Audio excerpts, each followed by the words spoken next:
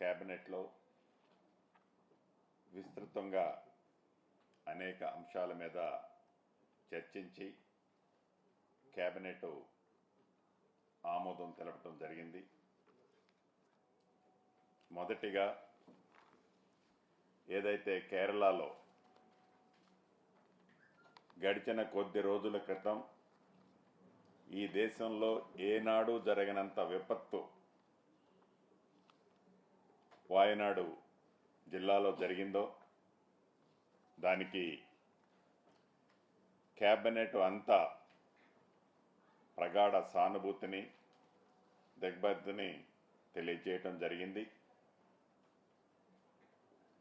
వారి కుటుంబాలు చనిపోయిన వారి కుటుంబాలకి ఆత్మ శాంతించాలని కేబినెట్ సభ్యులందరం కూడా గౌరవ ముఖ్యమంత్రి గారి సమక్షంలో సానుభూతిని ఆ కుటుంబాలకు తెలిపాం. దానితో పాటు ఏదైతే విపత్తులో ప్రాణాలు కోల్పోయిన కుటుంబాలకు,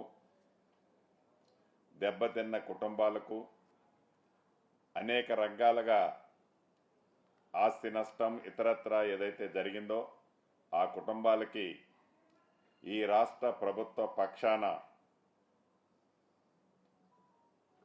అక్కడ కావాల్సిన అవసరాలకు తగ్గట్టు అన్ని రకాలుగా, అది ఆర్థికంగా కావచ్చు, వైద్య రీత్యా కావచ్చు,